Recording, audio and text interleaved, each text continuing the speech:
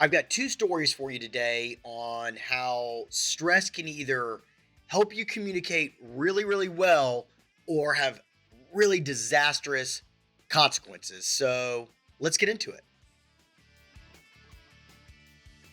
So I've been thinking a lot about stress and how stress can either lead us to communicate really, really well or it can cause us to communicate very, very poorly. And I got two examples for you. My first is a personal one.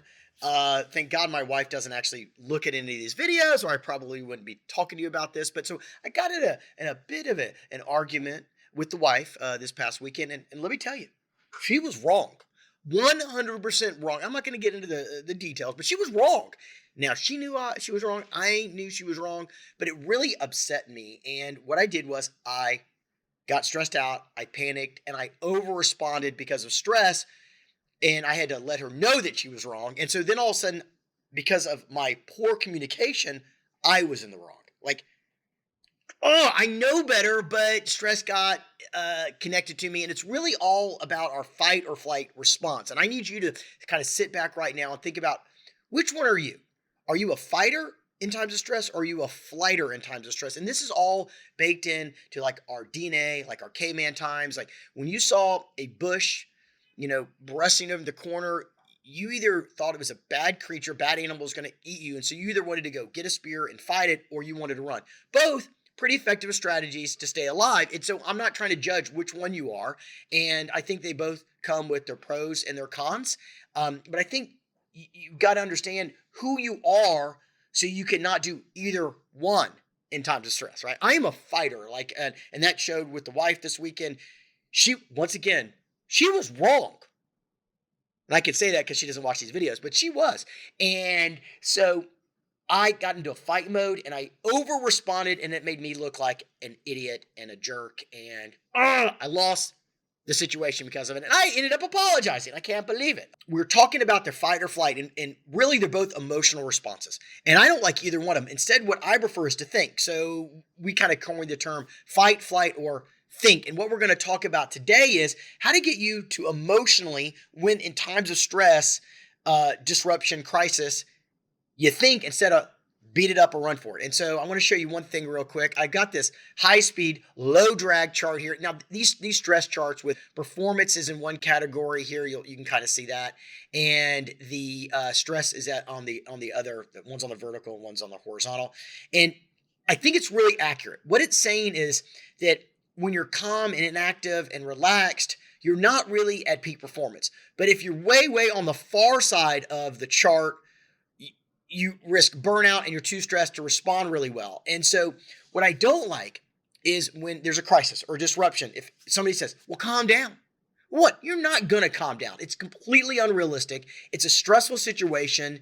And frankly, when you're too calm, you're inactive, you're bored, you're not really problem solving, you're not firing on all cylinders. So I'm okay with you being a little stressed out. I think a little stress it can be really, really good to inspire like problem solving skills. So we like you here in this middle section of the chart where you talk about focused, near peak performance. So I don't want you to be calm, but I don't want you to panic either. So I've got two pretty good systems that I found to kind of help keep you right here in this focus category and not to drift into the exhaustion or panic or anxiety phase, which I can do too. All right. So story number two, and really the story number two is going to help us develop the two principal strategies we utilize for ourselves and for our clients to keep that stress level in that optimum performance level, not calm and not panic. And there are two really good strategies that we utilize. And hopefully in a story form, I can kind of roll out how this will work. So here's the story. A couple days ago, I received a phone call from a client out of state that I'd worked with in the past, generally speaking. And it was a perceived crisis situation. I don't like the term crisis because it automatically starts to create stress. They were certainly in crisis. They were in complete panic mode. The basic scenario is a woman had discovered a spy camera in one of the bathrooms at their corporate headquarters. And they ended up tracking it and finding out in really pretty short order who the person was that put the camera there. And they were worried about lawsuits. They were worried about employees not showing up to work. They were worried about poor media outlets. And oh, by the way, the person that put the camera in there, kind of high ranking in the organization. Ugh. Okay, it's bad no matter what, but that's why they were worried about reputation issues and what the media would say and all those things. So they called us. One of our principal jobs here is dealing with what we call communications and disruptions or crisis communications. Once again, I don't like the term because it automatically starts to make you stress, and I'm trying to de-stress you and kind of get you in that high performance level.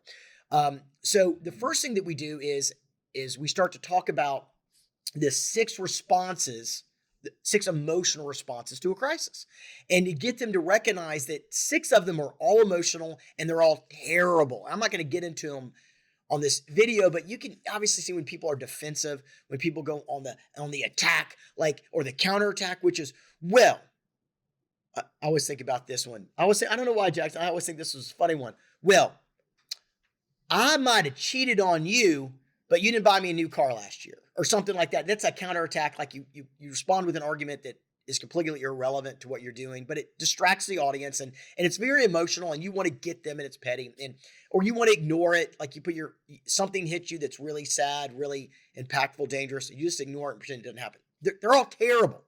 I've got another video on that, but the only one that I want you to reflect upon is when you get punched. And this is what I did with this company. I sat down with them. I got caught flame, landed, ran in there really quickly and started to deal with this. They had all these little things they were worried about. The media, the victims, what are they going to do with this high-level employee? What are they going to do with employees that don't want to come there? What are they going to do to make sure people are safe? All this, it's just chaos. I said, okay, first thing we're going to do is we're going to talk about what we're going to do to get through the situation. And we're going to do it in sections, in nice buckets. And each bucket will have its own things that we need to talk about. But what we're going to do is on this chart, and I show them this chart, and I said, is we're going to sell. We're going to advocate. That's the only one that's not emotional. It's the only one that's like a logical thinking. So earlier we were talking about fight, flight, or think. That's the bucket that requires you to think. And so this little chart, 6 of them are garbage. They're terrible because they're all emotional responses. I want you to advocate for what you're doing right. And that's what I mean by sell on this bucket, not like used car salesman. I got a car for you and I'm going to sell you under coding and all this stuff. I'm talking about like advocating what you're doing right. And so the first things first, what are we doing for the victims? That's always where you start, or for the harmed. And then we started working out a plan for that, right? Because we're going to get counseling. We're going to notify them, all these things that you got to do. But it's funny is that once you start to develop a plan that advocates what you're doing right, your stress from panic starts to go into the more organized fashion. And that's what I want you to do. That stress, I want you to sit down for 3 minutes. Just like 3 minutes, man. And think for a minute about advocating how you're going to get through the situation correctly. They're difficult. They're terrible. They're awful. I mean, this guy's a pervert, and it's a terrible situation to deal with, but you're going to do it. You're going to be fine. You're going to get through it. Just think for a minute. There's an adage in mountain bike racing and a lot of other things is go slow to go smooth, because smooth is fast. Once you start to systemize these things and figure out how you're going to sell each bucket, you're slowing down, but you're also getting organized, which is keeping that stress level in that high performance mode. So we got a plan for the victims. What's the next issue? Okay, lawyers, insurance carriers. Okay, good. So we have some administrative things that we've got to call these people to figure out how we're going to do that. Reassign that to somebody. Organize. I still want them stressed out. I don't want them calm. I just want high performance stress, right? And then we had to, okay, what are we going to do about the building to make sure it's sure and safe? Okay, we got a plan for that. But you see how when you start to organize these things and how we're going to sell each bucket, how we're going to advocate what we're doing right, the panic just starts to lessen. And then you can actually handle the situation like in a highly aggressive, like assertive, organized way. So I want you to think about advocating how you're going to get through the situation. That's number 1.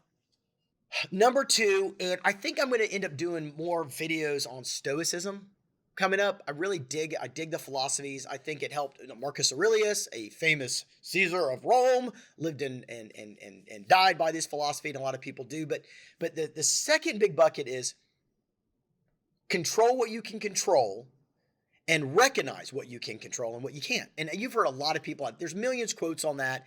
And it's really, if you focus on your controllables, which is a major principle of Stoicism, in case you ever want to kind of dig in and learn a little bit more on your own. You realize that there are things you can control and things that you can't. And there's a famous quote where, Lord, give me the ability to control the things I can and the ability to recognize what I can't. Something like that. But as soon as you realize you're not in control of the universe, I know that's hard. I know it's hard for you, but you ain't. You're not in charge of everything. You can't control what other people do. You can control what you do. And the more you recognize that, the more you'll understand that there's no reason to stress out about things you can control. Focus on your controllables and advocating what you're doing correctly. So in our little story situation, they were super stressed out about what the perp, I won't say alleged, the perpetrator did, like what this pervert did. Like they were really, what's he going to do? What's he going to put out? Man, that's not your controllable. That's him and his lawyers. That's their controllables. It's not your controllables. There's nothing you can do about it. Now, you can game out if he says this, we can do that. That's still talking about what you can control.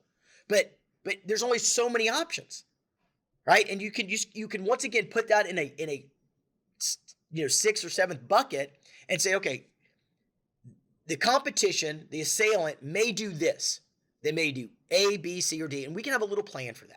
That's just good, proper planning, which prevents piss poor performance, an old army saving, the 5 Ps. And so I really want you to think about, are you advocating how you're going to get through in a really organized manner? And then are you really focused on your controllables first? Focus on your controllables. And anytime anybody in a group setting is like, what about drama? What about speculation? What about hearsay? What about rumor? It's not a controllable of yours. And I think that once you start focusing those 2 things, it'll decrease your stress to that high performance category, and then you'll crush it. And you'll communicate so much better than I do. And so I wish you luck out there. I hope that you find this helpful. And if you do, subscribe. If not, I will send my dog Magneto over to your house to look really sad and pitiful. All right. Thanks for watching. Bye.